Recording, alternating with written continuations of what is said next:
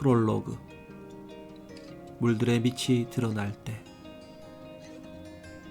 사탄의 화려한 유혹을 따라서 하나님의 말씀을 버리고 에덴에서 나온 사람들에게는 기약도 없이 광야를 걸어가는 괴롭고 서글픈 날들만이 예비되어 있었다.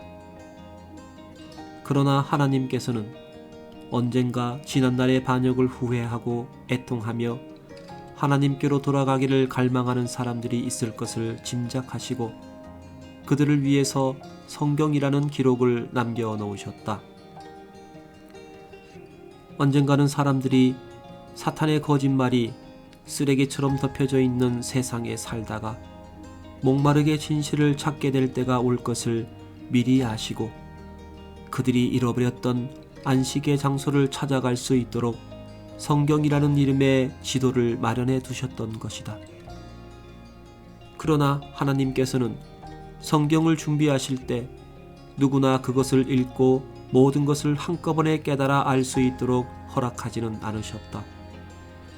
성경은 인류의 역사에 대한 마스터 플랜을 다 기록해 놓았으면서도 그것을 받는 사람들에게 필요한 정도만 벗겨지게 되어 있는 것이며 특히 하나님의 말씀을 사모하는 사람들에게만 그 비밀이 열려지게 되어 있는 것이다. 나를 사랑하는 자들이 나의 사랑을 입으며 나를 간절히 찾는 자가 나를 만날 것이니라. 잠언 8장 17절. 그래서 성경의 기록은 뒤섞여 있고 흩어져 있고 때로는 숨겨져 있다.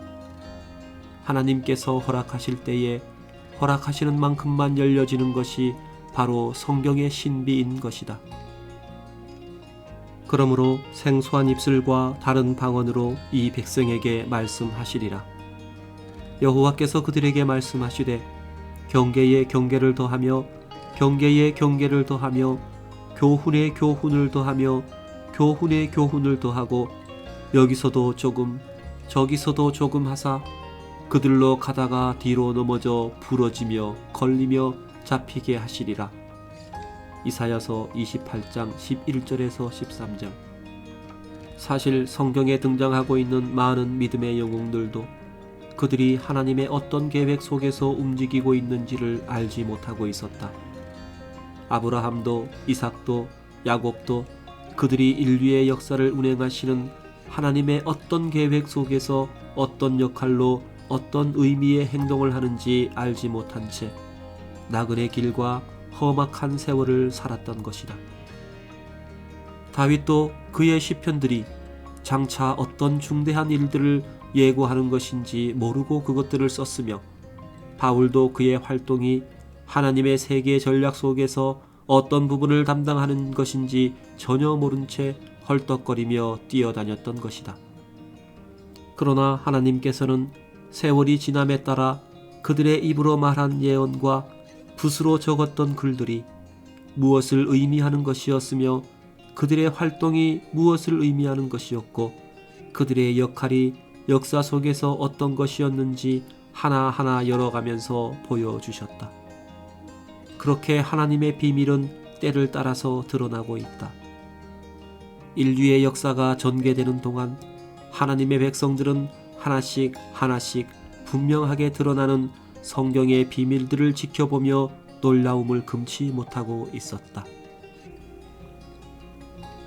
그리고 이제는 성경의 모든 예언이 거의 다 성취되어 가고 성경에 적혀 있는 비밀들이 마치 바닥이 드러난 물밑처럼 남김없이 드러나는 시대에 우리는 살고 있는 것이다. 이럴 때에 여호와의 꾸지람과 콧김을 인하여 물밑이 드러나고 땅의 기초가 나타났도다.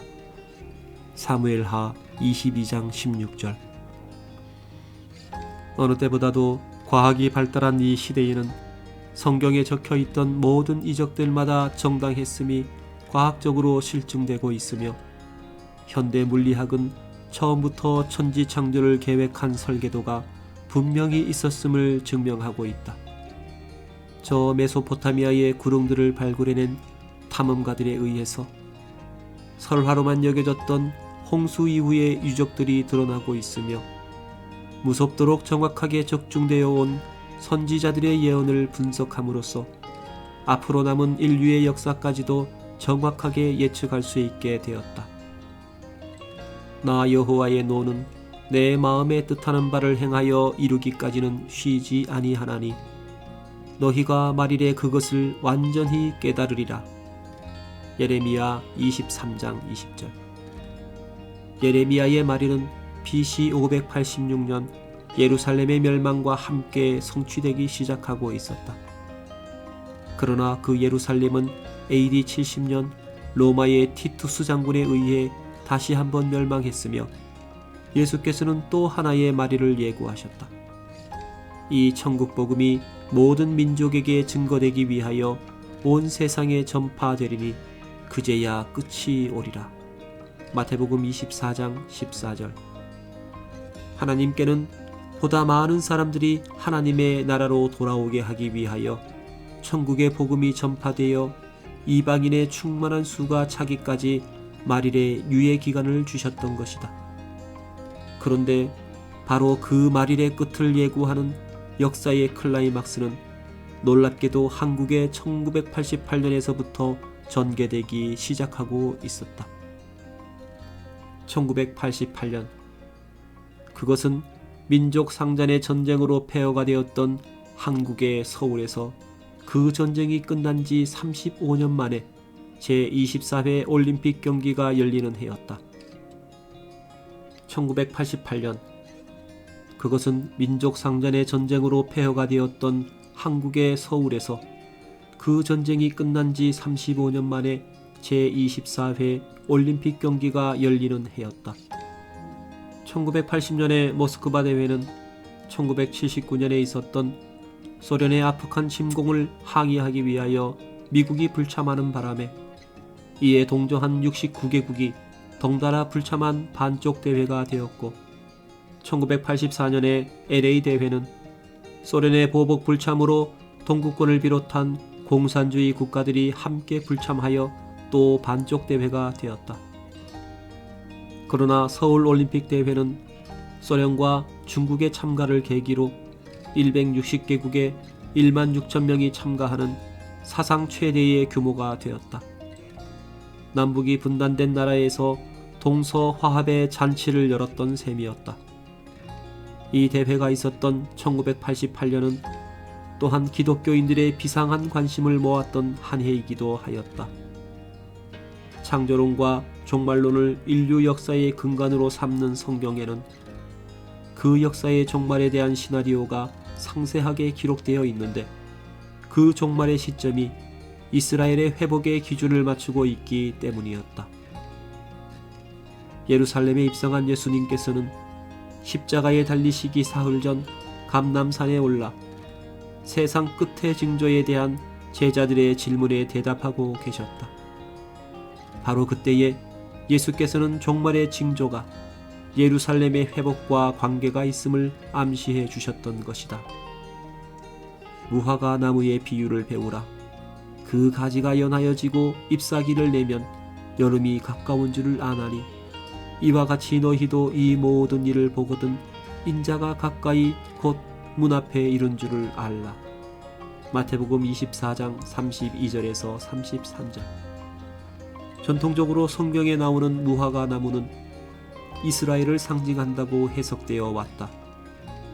그렇다면 무화과 나무의 가지가 연하여지고 새 잎이 난다는 것은 곧 AD 70년 티투스 장군의 공격으로 멸망하여 사라져버린 이스라엘의 회복을 의미한다고 해석할 수도 있는 것이었다. 제2차 세계대전 후 영국의 위임 통치령 포기와 함께 전 세계에 흩어져 살던 이스라엘 사람들이 옛 땅으로 몰려 들어와 독립선언을 했던 것은 1948년 5월 14일이었다. 기적처럼 이루어진 이스라엘의 회복을 보면서 사람들은 바로 그 다음 말씀에 관심을 모으기 시작하였다. 내가 진실로 너희에게 이르노니 이 세대가 지나가기 전에 이 일이 다 이루리라. 마태복음 24장 34절. 바로 이 구절 때문에 예수의 제자들과 초대교회의 신자들은 자기들의 생전에 예수께서 재림하실 줄 알았다. 그러나 그로부터 수많은 세대가 지나도록 예수의 재림이 성취되지 않았기 때문에 신학자들 중에는 이 세대를 한 세대로 해석하는 사람들이 나타나기 시작했다. 이스라엘의 회복으로부터 한 세대. 이런 계산으로부터 이번에는 또 수많은 시행착오들이 생겨나기 시작했던 것이다. 그런 계산 방법 중에 하나가 한 세대를 40년이라고 계산하는 것이었다. 성경에는 유난히 40년이란 숫자가 많이 보인다.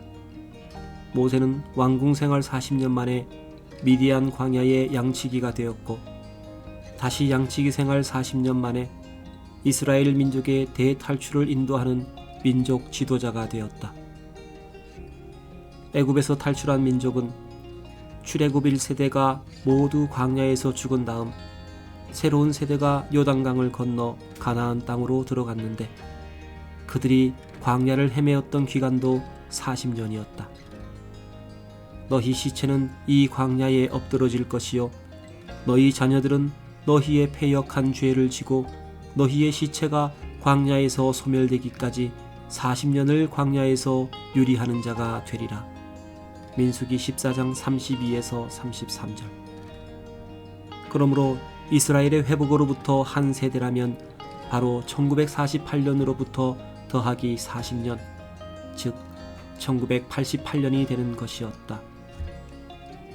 그러나 1988년에 예수 그리스도의 재림은 없었고, 사상 최대의 규모가 된 서울 올림픽 경기는 심청가의 뱃노래와 함께 성대하게 막을 내렸다. 그리고 이 대회에서 한국은 금메달 12개로 4위를 차지했다. 그러나 이 대회에서 기독교인들이 또 하나 착잡한 마음으로 지켜보았던 것은 개막식 때에 한강을 타고 올라온 용고라는 이름의 큰 북이었다. 6년이나 걸려서 만들었다는 직경 2.1m의 이 북에는 청룡, 황룡 두 마리의 용이 북통의 둘레를 칭칭 감고 있었다. 동양에서는 용이 상스러운 동물로 알려져 있으나 성경에서는 용을 사탄, 곧 마귀의 상징으로 기록하고 있기 때문이었다. 큰 용이 내어 쫓기니 옛 뱀, 곧 마귀라고도 하고 사탄이라고도 하는 온 천하를 꿰는 자라. 땅으로 내어 쫓기니 그의 사자들도 저와 함께 내어 쫓기니라. 요한계시록 12장 9절. 가뜩이나 올림픽은 헬라의 만신문화에서 나온 우상의 축제라 하여 올림픽 대회 자체를 반대하는 그리스도인들도 있었는데, 그 개막식이 용고의 입장으로 시작되는 것을 보고 성경을 조금이라도 아는 사람들은 착잡함을 금할 수 없었던 것이다. 더구나 1988년은 동양식 역법으로 볼 때 무진년, 즉 용의 해여서 연초부터 한국의 신문들은 이 해가 한국이 구름을 타고 승용의 운세를 맞았다며 흥분하고 있었다. 성경이 사탄이라고 지목한 이 용은 도대체 언제부터 한국에 변장하고 들어와서 상스러운 영물로 둔갑을 하고 있었던 것일까? 종말과 용, 그리고 사탄. 뭔가 심상치 않은 분위기가 느껴지는 1988년이었다. 하나님의 마스터 플랜 가운데 서울올림픽은 어떤 획을 긋고 있었던 것일까? 동족 상잔의 전쟁으로 잿더미가 되었던 한국이 불과 한 세대도 지나기 전에 올림픽 대회를 주최할 만큼 경제 대국으로 성장한 것을 보면 시대가 수상하기는 수상했다. 한국은 과연 구름을 잡은 용처럼 침체해 있는 세계 시장을 누비고 다니며 부지런히 일하고 있었던 것이다. 비록 독일과 일본이 세계 시장을 장악하고 있었으나 그런대로 한국은 그들 소나기 사이에 사각지대를 찾아가며 용케도 스스로의 무대를 넓혀가고 있었다. 무언가 하나님께서 심상치 않은 일을 꾸미고 계시는 것임에 틀림없었다. 그런 가운데 세계의 경제계에서는 조금씩 이상한 변화가 일어나기 시작하고 있었다. 1988년 6월 세계 최대의 레코드 회사인 미국의 CBS 레코드 회사가 일본의 소니 그룹에 팔려 넘어갔는데, 소니는 다시 이듬해 9월에 헐리우드의 컬럼비아 영화사를 인수하여 기염을 토했다. 그런지 불과 한 달 만에 이번에는 록펠러 재단이 뉴욕 맨하탄의 록펠러 센터를 미쓰비시 그룹에 매각한다고 발표하여 세상을 놀라게 하였다. 22에이커의 대지 위에 세워진 19개의 빌딩군, 미국의 자존심을 상징한다는 그 거대한 비즈니스 센터가 일본인에게 팔려 넘어간다는 충격적인 뉴스에 미국인들은 경악을 금치 못했다. 그러나 사실은 이때를 전후해서 뉴욕에서는 록펠러 센터 외에도 엑슨 빌딩, 666 빌딩 등 유명한 빌딩들이 수없이 팔려 넘어가고 있었던 것이다. 그런데 미국에서 팔리고 있는 것은 빌딩들만이 아니었다. 수많은 공장들과 부동산들이 매물로 쏟아져 나와 외국 자본에 팔려 넘어가고 있었던 것이다. 도대체 어떤 사람들이 미국에서 이렇게 그들의 재산을 팔아넘기고 있었던 것일까?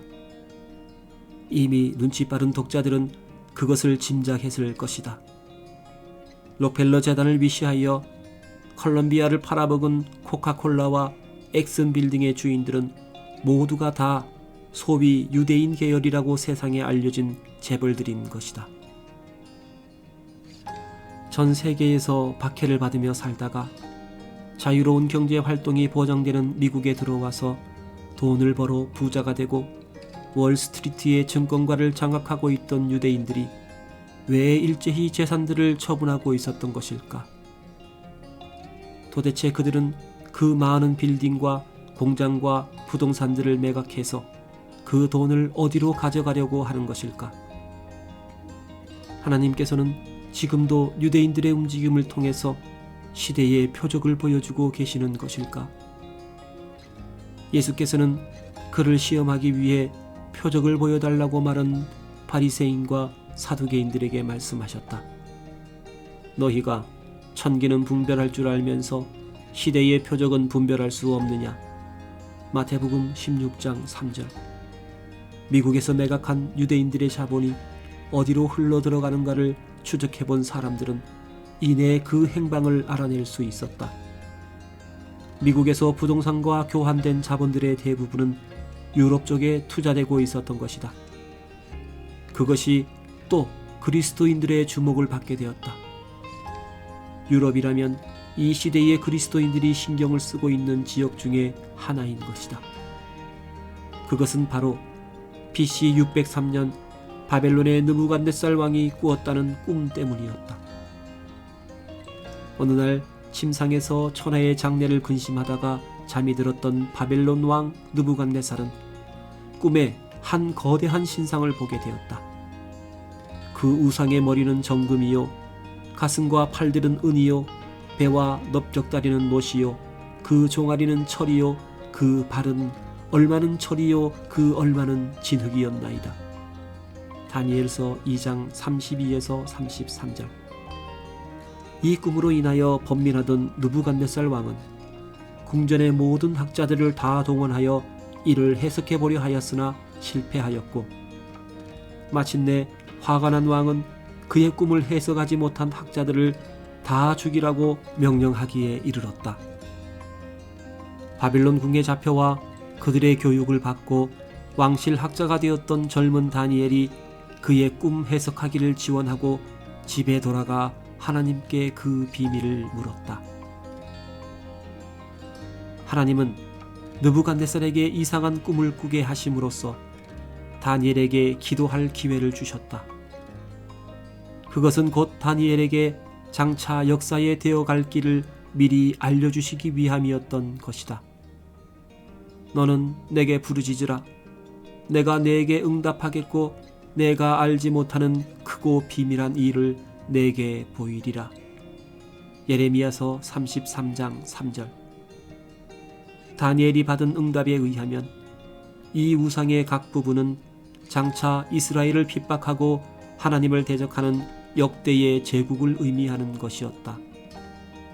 금으로 된 머리는 바벨론을 의미하는 것이었고, 은으로 된 가슴은 메대와 바사이고, 노스로 된 배는 장차 일어날 헬라를 가리키는 것이었다.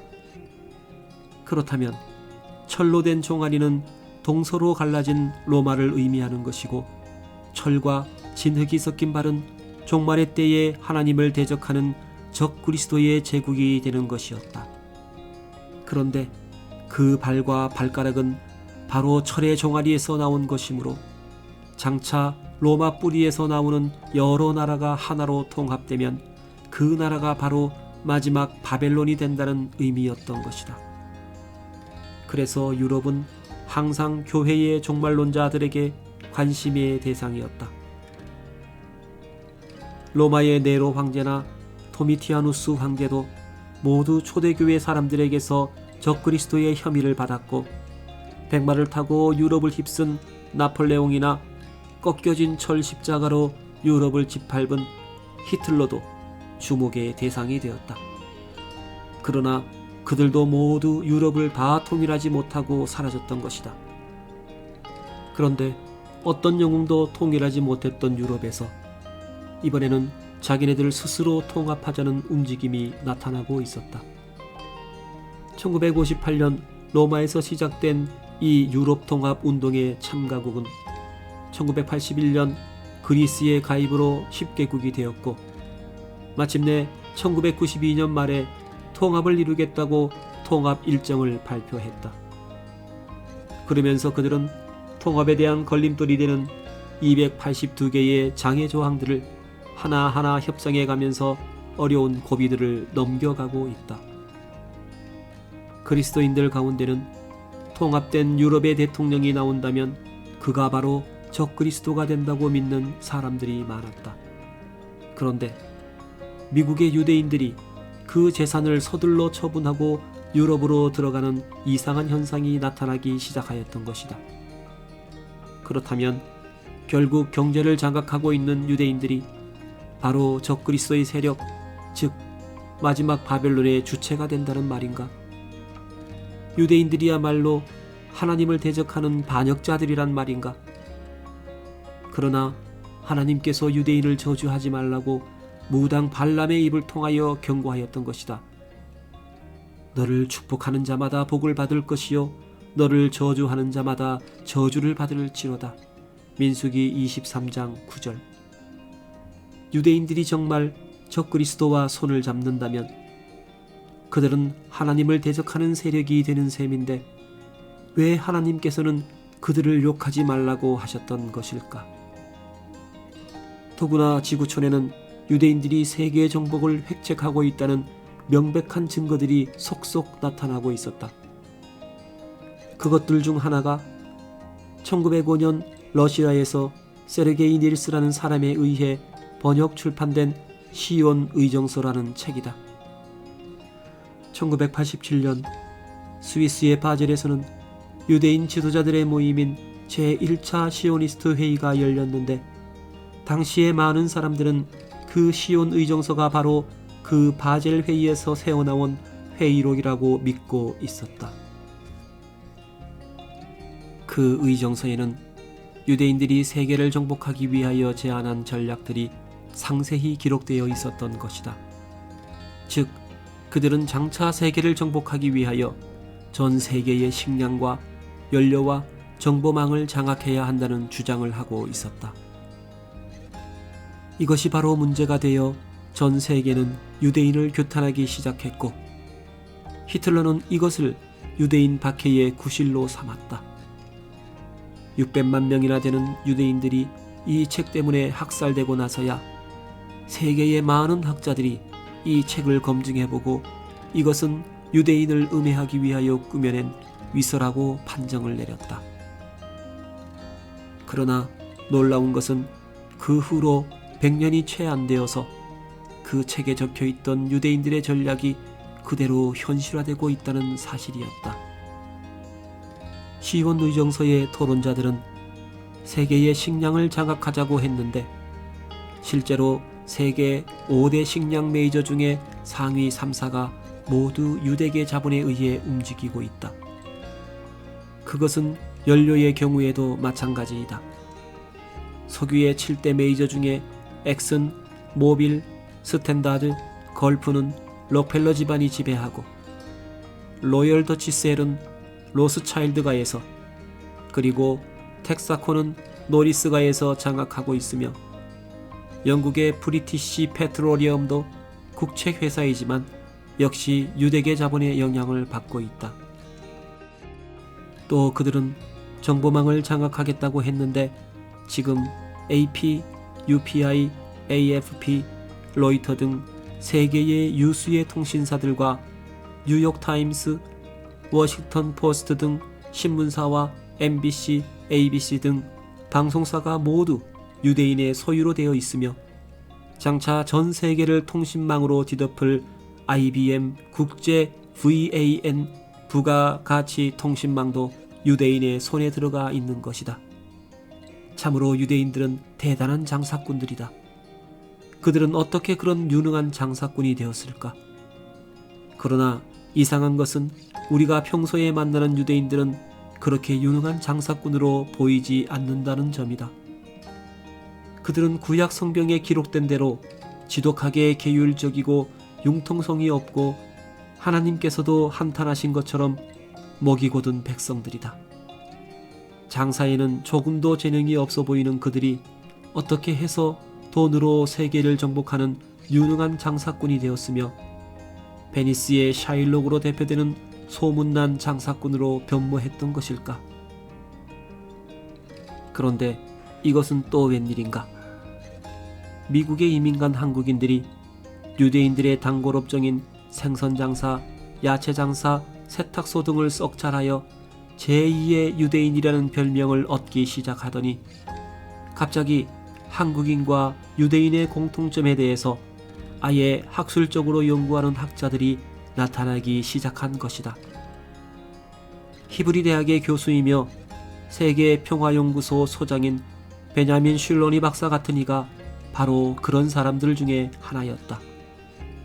이 테마를 가지고 깊이 연구한 그는 1989년 6월 한국에 와서 그것을 주제로 강연까지 했다. 슐로니 교수는 한국과 이스라엘의 역사를 비교하면서 민족이 남북으로 갈라진 것도 똑같고 이스라엘이 같은 혈육인 아랍 때문에 어려움을 겪고 있는 것처럼 한국 역시 같은 핏줄인 일본 때문에 고통을 당한 것도 똑같다고 비교해서 말했다. 그러나 더욱 신기한 것은 이스라엘과 한국의 인사법 비교였다. 유대인들은 인사할 때 샬롬이라고 인사하고 한국 사람들은 안녕이라고 인사하는데 이는 모두 평화를 의미하는 것이다. 다른 나라 사람들이 모두 굿모닝, 봉주르, 좋은 아침이라고 인사할 때 유대인과 한국인들은 평화라는 말로 인사하는 것이다. 성경에 보면 유대인들은 만날 때마다 우리가 안녕하십니까? 안녕히 가십시오 하듯이 평안한가? 평안히 가라 하며 인사하고 있다. 인사뿐만 아니라 슐로니 교수는 언어에 대해서도 이야기했다. 유대인들은 아버지를 부를 때 아바라고 부르는데 한국어의 아빠와 흡사한 것이다. 겟세마네 동산에서 마지막 기도를 드리실 때 예수님께서는 하나님을 아바라고 부르셨다. 가라사대 아바 아버지여 아버지께는 모든 것이 가능하오니 이 잔을 내게서 옮기시옵소서. 마가복음 14장 36절. 그런데 더욱 놀라운 것은 유대인들이 다른 사람에게 자신의 아버지를 가리켜 말할 때에는 아비라고 부른다는 것이었다. 그가 예시하는 히브리어와 한국어의 유사한 단어는 이 외에도 여러 가지가 있었으나 더 기이한 것은 히브리어가 본래 오른쪽에서 왼쪽으로 쓴다는 것이었다. 그것은 아랍어의 경우에도 마찬가지였고 우리나라도 본래는 그렇게 썼으며 같은 우랄 알타이 여군에 속해 있는 몽고나 일본도 마찬가지였다. 언어뿐만 아니라 의관에도 공통점이 있었다. 이스라엘 사람들은 예로부터 모자 쓰는 것을 좋아해서 지금도 보수적인 사람들은 검은 모자를 쓰고 다니는데, 한국인도 이미 오래전부터 모자 쓰기를 좋아해서 이를 이상하게 여긴 중국인이 그것을 기록해 놓았을 정도였다. 지금으로부터 4천여 년 전에 기록된 중국의 회남자에 바로 그런 기록이 나온다. 동방에 군자의 나라가 있으니 목덕이 어지러 군자의 나라가 있는데, 그 나라 사람들이 모자를 쓰고 띠를 띠고 칼을 찼으며. 한국인들이 모자 쓰기를 얼마나 좋아했는지는 지금도 TV의 역사극을 보면 알 수 있다. 조선시대의 양반들은 방 안에서까지 갓을 쓰고 감투를 썼으며, 하인들도 초립을 썼고 아이들이나 아녀자들까지도 모자를 썼던 것이다. 옷의 경우에도 공통점은 마찬가지였다. 이스라엘 사람들이 가장 귀하게 여기는 옷은 하얀 세마포인데, 한국도 옛날부터 흰 옷을 좋아하여 백이민족으로 불리웠던 것이다. 이스라엘 사람들은 슬픈 일이 발생하면 굵은 배를 입고 통곡하였는데, 한국인도 그러했고, 곡을 하다가 지치면 사람을 사서 대곡을 시키는 풍습까지도 똑같았다. 모든 백성이 지키는 절기에 대해서도 공통점이 있었다. 이스라엘 사람들에게는 중요한 3개의 절기가 있었는데, 애굽에서 탈출한 날을 기념하는 6월절과 첫 열매를 드린 날로부터 50일째 되는 날을 기념하는 77절과 하나님과 동행한 광야 생활을 추억하며 메시아의 강림을 기다리는 초막절이 그것이었다. 그리스도인들에게는 이스라엘의 구원을 위해 양을 잡았던 6월절은 예수의 희생을 상징하는 날이고, 77절은 부활의 첫 열매가 되신 예수 그리스도의 부활로부터 50일, 즉 성령 강림을 기념하는 날이었다. 그리고 이스라엘 사람들이 메시아를 기다리는 초막절은 그리스도인들에게는 예수 그리스도의 재림을 기다리는 절기였던 것이다. 이 초막절은 유대인들의 절기 중 최대의 명절로 7일 동안 노동을 금지하고 초막을 집 밖에 지어놓고 성회를 여는 것이다.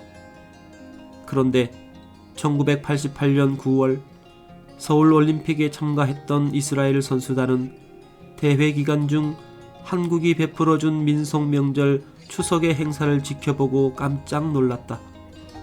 한국의 추석은 바로 이스라엘의 초막절과 같은 날이었던 것이다. 이스라엘 자손에게 고하여 이르라. 7월 15일은 초막절이니 여호와를 위하여 7일 동안 지킬 것이라. 레위기 23장 34절. 이스라엘 사람들은 아직도 음력을 사용한다.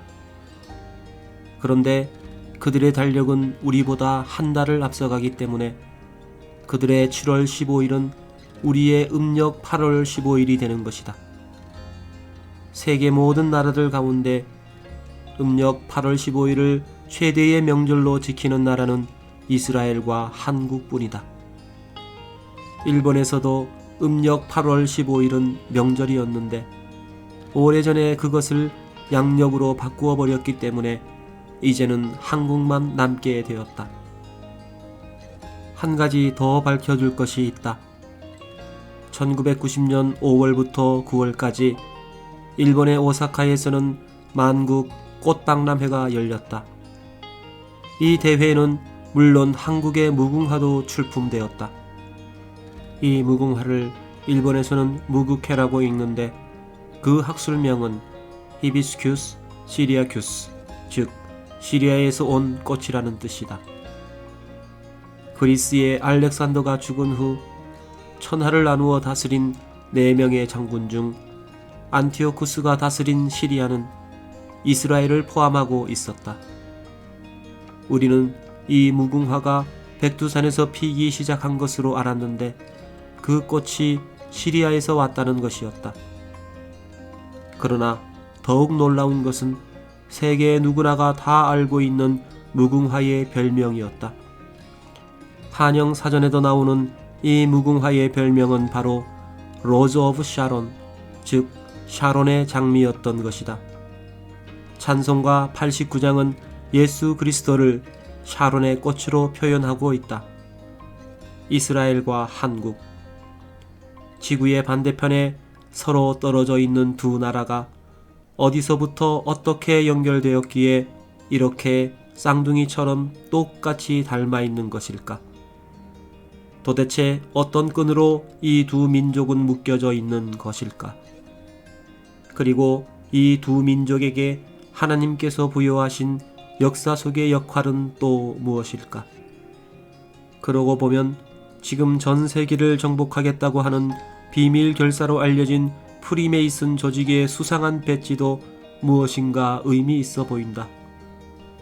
기다란 뱀이 지구를 감고 있는 그 그림을 자세히 보면 그 꼬리는 팔레스타인 지방의 이스라엘에서 시작하고 있다.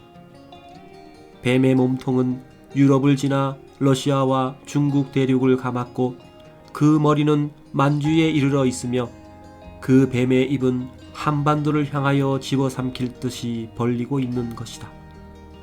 무엇 때문에 그들 조직은 그들이 삼켜야 할 최후의 목표로 한반도를 정했던 것일까? 도대체 세계 속에서 유대인은 무엇이며 한국인은 무엇인가? 성경에 보면 저 무서운 홍수가 땅 위의 모든 생물을 다 멸절시킨 후에 방주에 숨겨져서 살아남은 사람들은 노아와 그의 아들인 셈과 함과 야벳 그리고 그들 중 아내들까지 모두 8명이었다고 하는데, 그렇다면 유대인과 한국인은 그들의 어느 핏줄에서 나온 자손들이며 한국인은 언제 어떻게 해서 이 한반도까지 흘러 들어오게 되었던 것일까?